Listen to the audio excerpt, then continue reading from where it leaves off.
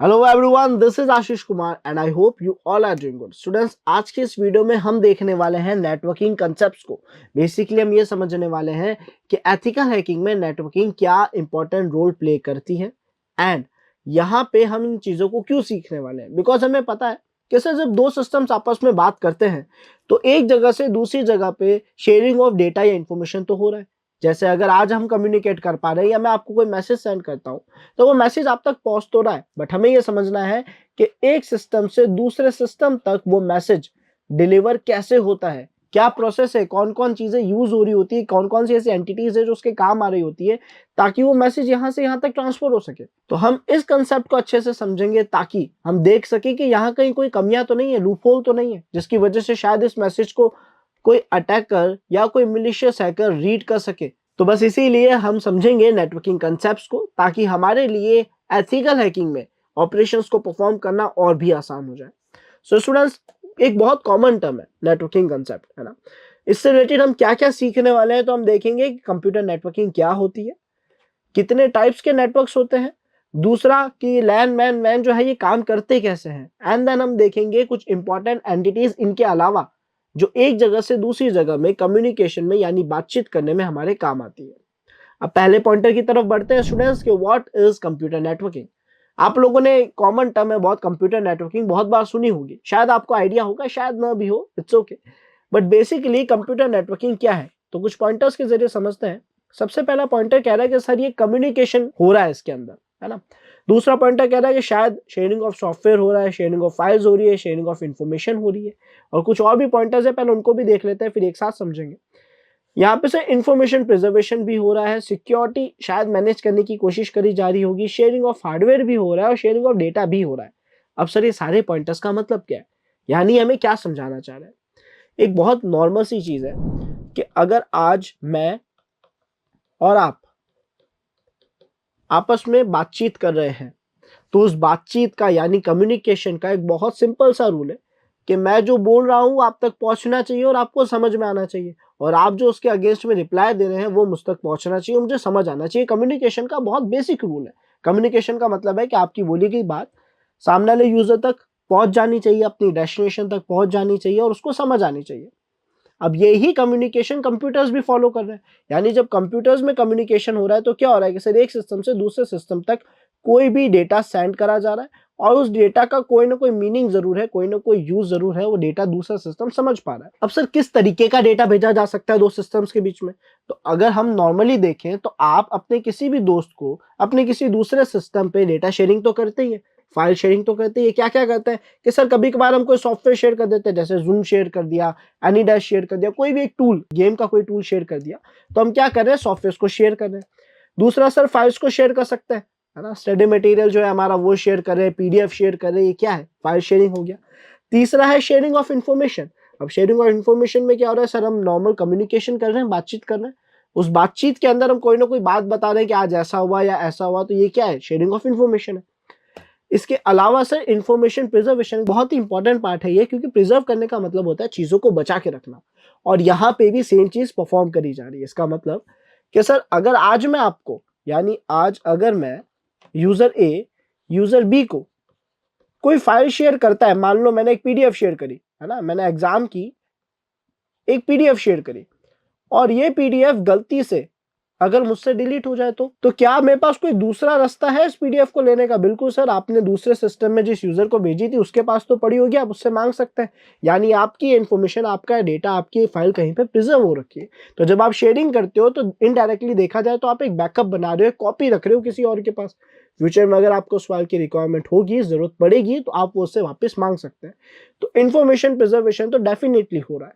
उसके अलावा sir security क्या स्टार्टिंग से मिलती है हमें। सिक्योरिटी का मतलब क्या है कि दो सिस्टम जब बात कर रहे हैं तो उनकी बात कोई और ना पढ़ पाए, सेफ्टी और सिक्योरिटी के साथ डेटा दूसरे यूजर तक ही पहुंचे, थर्ड यूजर के पास ना जाए, है ना। हमारी क्रेडेंशियल्स, इंफॉर्मेशन, कुछ खास प्राइवेट डेटा कोई और एक्सेस ना कर सके, ये सिक्योरिटी का काम होता है। तो डेटा को सिक्योर रखना सिक्योरिटी का काम है। लेकिन सिक्योरिटी असल में 100% अप्लाई नहीं करी जा सकती, लेकिन ये कोशिश जरूर करी जाती है, ऐसी ट्रायल जरूर करा जाता है कि हमारी जो कम्युनिकेशन है वो बेस्ट से बेस्ट लेवल पे सिक्योर हो सके। तो ये एक प्रोसेस है जो हम मेंटेन करने की कोशिश कर रहे हैं, यानी हम मेंटेन करने की कोशिश कर रहे हैं सिस्टम्स के अंदर सिक्योरिटी। ऑल्दो शायद सिस्टम सिक्योर नहीं है, अभी जो बातचीत हो रही है वो कंप्लीट सिक्योर नहीं है। समझेंगे ऐसा क्यों कह रहे हैं हम। Then sharing of hardware, definitely sharing of hardware तो पॉसिबल है सर। हम वाईफाई शेयर करते हैं, हॉटस्पॉट शेयर करते हैं, इसमें हम हार्डवेयर सर्विसेज को शेयर कर रहे हैं, ब्लूटूथ सर्विस शेयर करते हैं, हम एचडीएमआई केबल के जरिए अपने लैपटॉप को अपनी टीवी से, एलईडी से कनेक्ट करते हैं। तो वहां क्या हो रहा है, शेयरिंग ऑफ हार्डवेयर हो रहा है। उसके अलावा सर एट द एंड जो पूरा हम इसको कंक्लूड करें तो कंप्यूटर नेटवर्किंग का मतलब है शेयरिंग ऑफ डेटा या इंफॉर्मेशन, है ना, बिकॉज डेटा इंफॉर्मेशन का ही एक पार्ट है। आई होप स्टूडेंट्स आप सभी को बहुत अच्छे से क्लियर हुआ होगा कि कंप्यूटर नेटवर्किंग क्या है। कुछ सिस्टम्स आपस में बातचीत कर रहे हैं, उसको हम कंप्यूटर नेटवर्किंग कहते हैं। सो लर्नर्स, बिफोर स्टार्टिंग WS क्यूबटेक आप सभी के लिए लाया है WSCH यानी WS क्यूबटेक के सर्टिफाइड एथिकल हैकिंग बैच का एक बहुत ही शानदार अपडेट। इस अपडेट में आप लोगों को मिलने वाली है काफ़ी सारी ऐसी चीज़ें जो ओवरऑल आपकी साइबर सिक्योरिटी स्किल्स को, आपकी साइबर सिक्योरिटी प्रैक्टिकल्स को इंप्रूव करने में आपकी मदद करेगी। आप लोगों को यहाँ पे मिलने वाले हैं 12+ असाइनमेंट्स, जिसको आप प्रैक्टिस करके आप और अच्छा इंप्रूव कर पाएंगे, स्किल्स को शार्प कर पाएंगे। 3 प्रोजेक्ट्स, एक केस स्टडी और साथ ही साथ हर एक टॉपिक के पर्सनल नोट्स। ये सारी चीज़ें आप लोगों को मिलेगी आपके पर्सनल पोर्टल पे, जहाँ पे आप डेली क्लासेस की रिकॉर्डिंग्स भी देख पाएंगे। इन केस कभी किसी भी रीजन से आपकी क्लासेस मिस हो गई हो तो आप रिकॉर्डिंग्स देख के रिकॉल कर पाएंगे। सो लर्नर्स, अगर आप लोग इंटरेस्टेड है इस कोर्स में, अभी ज्वाइन करना चाहते हैं, अपनी सीट्स अभी बुक करना चाहते हैं, तो नीचे डिस्क्रिप्शन में आप सभी को फॉर्म लिंक मिलेगा, जिससे फिल करके आप आज ही इनरोल कर पाएंगे अपने फेवरेट कोर्स में। सो सी यू इन क्लासेस हैकर्स। अब इसको आगे कंटिन्यू करते हैं कि सर हमारे पास कितने टाइप्स हैं नेटवर्किंग के। क्या हमारे पास यहाँ जो टाइप्स लिखे हैं इतने ही टाइप्स है? नहीं, ऐसा नहीं है, हमारे पास और भी टाइप्स है। लेकिन एथिकल हैकिंग को समझने के लिए, साइबर सिक्योरिटी को समझने के लिए हमें ये 3 टाइप्स अभी पता होने चाहिए, इसलिए हम अभी इन 3 टाइप्स को ही पढ़ेंगे। तो यहाँ पे हमारे पास पहला टाइप है लैन, जिसका फुल फॉर्म है लोकल एरिया नेटवर्क। इसका नाम अपने बारे में काफी सारी चीजें बता रहा है वैसे। Then MAN, metropolitan area network and then वैन, वाइड एरिया नेटवर्क। अब इन तीनों नेटवर्क्स का यूज क्या है, तो इसको इजी करने के लिए स्टूडेंट्स एक चीज मैं आपको क्लियर कर दूं। ये कोई बहुत बड़ी चीज नहीं है, ये बस एक कैटेगरी है जो बता रही है कि आप किस रेंज के अंदर बातचीत कर रहे हैं। यानी आप जब किसी से कम्युनिकेट कर रहे हैं तो किस दायरे में रहकर, किस रेंज में रहकर बातचीत कर रहे हैं, वो कैटेगरीज यहाँ पे बना रखी है लैन, मैन और वैन। और भी है लेकिन अभी हम नहीं पढ़ेंगे, क्योंकि एथिकल हैकिंग साइबर सिक्योरिटी में हमारे लिए यही काम किए। अब लैन क्या कहता है, किस रेंज में काम कर रहा है ना, हमें ये तो पता है कैटेगरी रेंज में बातचीत कर रहा है। लैन का कहना है कि सर जब 5 से 10 सिस्टम्स आपस में जुड़े हैं बातचीत करने के लिए, है ना, वो एक दूसरे से ही डेटा शेयरिंग कर सकते हैं, आपस में ही कम्युनिकेशन यानी बातचीत कर सकते हैं। इन 3 से बाहर कोई भी डेटा शेयर नहीं हो सकता। इस छोटी सी रेंज से बाहर कोई भी कम्युनिकेशन या बातचीत नहीं हो सकती। उसको लैन कहते हैं, लोकल एरिया नेटवर्क कहते हैं। जो एक छोटी सी रेंज में एक लोकल एरिया में फैला हुआ नेटवर्क होता है उसको हम लैन कहते हैं। इसका एग्जाम्पल क्या हो सकता है, तो सर इसका बेस्ट एग्जाम्पल 2-3 हो सकते हैं। पहला हम एग्जाम्पल लेते हैं हमारी एक लैब का। कौन सी लैब? वो लैब जो हम हमारी 4th, 5th या 6th क्लास में एक्सेस करते थे। बेसिकली तब हम क्या करते थे सर, तब हमें जो माइक्रोसॉफ्ट के टूल्स हैं, है ना, माइक्रोसॉफ्ट ऑफिस के टूल्स हैं, जैसे पावर पॉइंट हो गया, वर्ड हो गया, या फिर नोटपैड हो गया, ऐसे टूल्स को एक्सेस कराया जाता था ताकि हम क्या कर सके, बेसिक प्रैक्टिस कर सके। वहां पे उन सिस्टम्स में इंटरनेट कनेक्शन नहीं हुआ करता था। वो सारे सिस्टम्स आपस में कनेक्टेड होते थे किसी केबल के जरिए, है ना, जैसे लैन केबल के जरिए, और ये आपस में डेटा शेयरिंग कर सकते थे, लेकिन बाहर इंटरनेट पे कोई भी कम्युनिकेशन नहीं कर सकते थे। तो ये एक बेस्ट एग्जांपल है लैन का। 10-15 सिस्टम्स है, आपस में जुड़े हुए हैं, आपस में बातचीत कर सकते हैं, डेटा शेयरिंग हो रहा है, यहाँ पे बातचीत हो रही है, लेकिन केवल एक छोटी सी रेंज में हो रहा है। इसको हम लैन कहते हैं।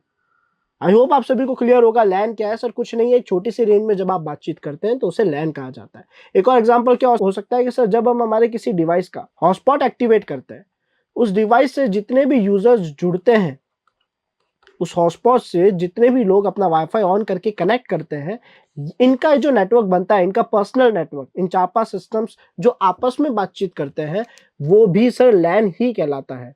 कब तक? जब तक ये इंटरनेट का यूज ना ले। तो जब तक ये आपस में बातचीत कर रहे हैं तब तक वो लैन कहलाएगा, लोकल एरिया नेटवर्क कहलाएगा। आई होप सभी को लैन अच्छे से क्लियर होगा। अब हम आगे बढ़ते हैं और देखते हैं मैन क्या है। मैन, जिसका फुल फॉर्म था मेट्रोपॉलिटन एरिया नेटवर्क, ये क्या कहना चाह रहा है, ये किस तरीके से वर्क करता है? तो कुछ नहीं सर, लैन से बड़ी रेंज को, जब लैन की रेंज को हम और बड़ी एरिया में फैला देते हैं तब उसे हम मैन कहते हैं, मेट्रोपॉलिटन एरिया नेटवर्क कहते हैं। इसका मतलब लैन में सर 10-15 सिस्टम यूज हो रहे थे, यहाँ पे 100 या 200 सिस्टम यूज हो रहे हैं, 100 से 200 सिस्टम यूज हो रहे हैं, इसको हम मैन कहते हैं, मेट्रोपॉलिटन एरिया नेटवर्क। अब ये एग्जाम्पल क्या हो सकता है, हमें ये तो पता है रेंज बड़ी हो गई है ना, 100-200 सिस्टम्स आपस में कम्युनिकेट कर पा रहे हैं, 100-200 सिस्टम्स के बीच में कनेक्शन बन गया है ताकि वो डेटा शेयरिंग कर सके, बातचीत कर सके। इसका एग्जाम्पल हो सकता है यूनिवर्सिटी या फिर कोई कॉर्पोरेट सेक्टर, कोई कंपनी। अब यूनिवर्सिटीज की अगर हम बात करें तो वहाँ क्या होता है सर, वहाँ पे लैब्स हैं हर एक डिपार्टमेंट की, वहाँ पे लाइब्रेरी है ना, लाइब्रेरी में बेसिकली हमारे पास एक नेटवर्क है, उसके अलावा सर हॉस्टल होगा और उसके अलावा कॉलेज की क्लासेस होगी। अब इन सभी जगहों पे अलग अलग नेटवर्क कनेक्शंस तो नहीं ले रखे होंगे, लेकिन जिस एक नेटवर्क को यहाँ पे सभी जगह इंस्टॉल कर रखा है, भले ही हार्डवेयर डिफरेंट लगाए गए हो, लेकिन एक ही नेटवर्क को जब शेयर करा गया है, इसका मतलब ये सब आपस में कनेक्टेड है, ये सब आपस में कहीं ना कहीं कम्युनिकेट या बातचीत कर सकते हैं, चाहे बूस्टर्स के जरिए इनको शेयर करा गया हो या किसी भी सोर्स से। लेकिन ये पूरा का पूरा जो नेटवर्क क्रिएट हो रहा है, ये एक नेटवर्क है, ये आपस में सब लोग कम्युनिकेट कर सकते हैं, तो इसको हम कहते हैं मैन यानी मेट्रोपॉलिटन एरिया नेटवर्क। उसके अलावा सर हमारी लोकल सिटीज में कुछ आईएसपीज होते हैं, इंटरनेट सर्विस प्रोवाइडर्स होते हैं, यानी वो कंपनियां जो हमें इंटरनेट सर्विस प्रोवाइड करती है। तो अभी जो लोकल सर्विस प्रोवाइडर है, जैसे मान लेते हैं कि हमारे यहाँ पे हमारे लोकल या नेटवर्क, आप कह सकते हैं कि सर जोधपुर में जो नेटवर्क प्रोवाइडर है वो है सिटी केबल, एग्जाम्पल के तौर पे, ठीक है। तो अभी जो सिटी केबल है क्या कर रहा है कि सर ये पूरे के पूरे जोधपुर को नेटवर्क सर्विसेज दे रहा है। हालांकि जोधपुर के जितने भी सिस्टम्स है वो इंटरनेट चला रहे हैं, लेकिन इसके अलावा ये जो सिस्टम सब आपस में जुड़ चुके हैं, इसकी वजह से इसका जो नेटवर्क क्रिएट हो रहा है, इसको हम मैन कहते हैं, मेट्रोपॉलिटन एरिया नेटवर्क कहते हैं। आई होप सभी को अच्छे से क्लियर होगा। अब हम आगे बढ़ते हैं वैन की तरफ। वैन जिसका फुल फॉर्म है वाइड एरिया नेटवर्क, और ये नाम ही अपने बारे में सब कुछ बता रहा है।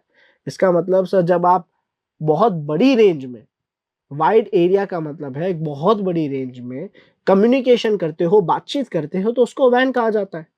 अब सर बहुत बड़ी रेंज मतलब क्या, पूरे वर्ल्ड में जो कम्युनिकेशन हो रहा है वो एक बहुत बड़ी रेंज है। अगर मैं सबसे बड़ी रेंज मानूं तो क्या होगी सर, पूरे वर्ल्ड में जो कम्युनिकेशन हो रहा है। अब ऐसी कौन सी सर्विस है जिसकी मदद से सर हम पूरे वर्ल्ड में बात कर सकते हैं? www वर्ल्ड वाइड वेब यानी इंटरनेट।